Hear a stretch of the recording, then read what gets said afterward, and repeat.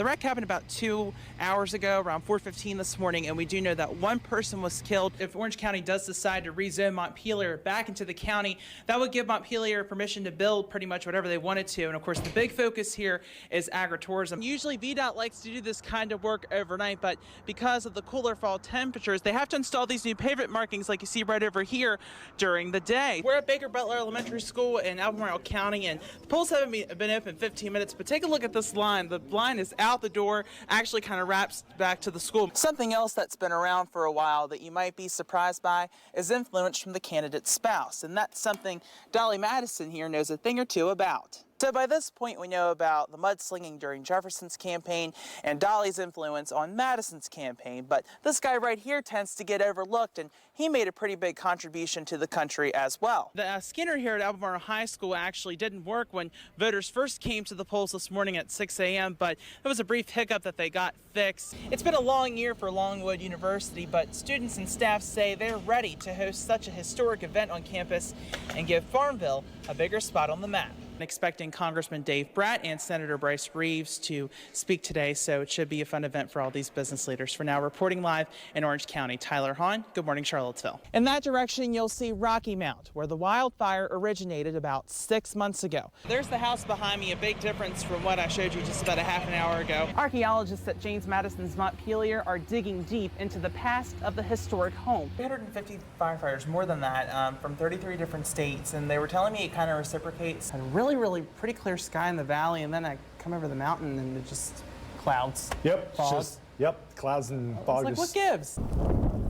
Covered with ash and dead plants, this is what the overlook at Brown Mountain looked like right after the fire, almost like a deserted wasteland. It didn't kill everything. New life rising quickly from the ashes during our last visit in June. Even though after the fire there was a lot of areas where it was blackened right down to the ground, the fire didn't burn the soil. Oh, cool, look at this. Today you can hardly tell a wildfire ravaged one of America's treasures. The seeds that were still in the soil were able to sprout. Something park officials say isn't a big surprise since they've been studying fires here for more than 80 years. But there are some concerns about plants that aren't native to Shenandoah. We are going to be out monitoring the area and seeing what's coming back and trying to come up with a plan to eradicate the things that we don't want. Now the focus turns to learning from the fire's effects. We try to notate where this is. Something Andy Ruth is new to since he just started as the park's fire ecologist about 2 months ago. The process has been, somewhat of a learning curve to figure out what happened,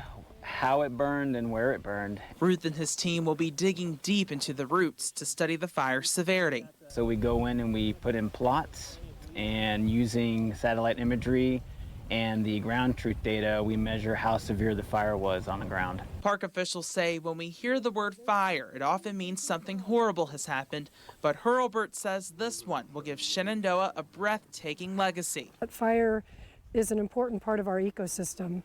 And when the fire is done and the earth comes back, it's a beautiful thing to see. Giving hikers and tourists a chance to take it all in.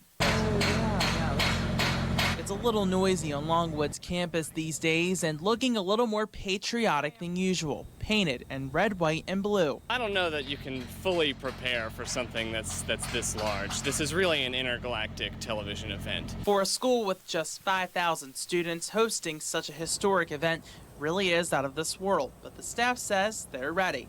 We have thought really hard and long about how to make these changes that we're making last for generations of Longwood students and really do this in a smart way that hits some of our key goals. A lot of that happening inside the classroom by classes geared toward politics. With millennials being a key part in this election, students here have been keeping a close eye on the candidates. I think we want someone that will work for us, and I think someone that will vocalize what us young people want. Longwood's also been busy figuring out where to put 3,000 some journalists that will be here. This is the Media Filing Center here at Longwood, where hundreds of journalists will sit during the debate. Think of it as the debate's information epicenter, where journalists will be watching and reporting everything they see Tuesday night Also a place where students will be giving their resumes a big boost, just like for sophomore Mary Jo Corley. I'm a theater ed major and I got matched with audio and video setup. And she can't wait to put her skills to the test. I would have never imagined that I could put on my resume that I got to work on the 2016 vice presidential debate, the only vice presidential debate. When the excitement finally settles, students say this is something they'll never forget. But I think looking back on it, I'll be like, that was a once-in-a-lifetime thing that I got to experience. Tyler Hawn, CBS 19 News.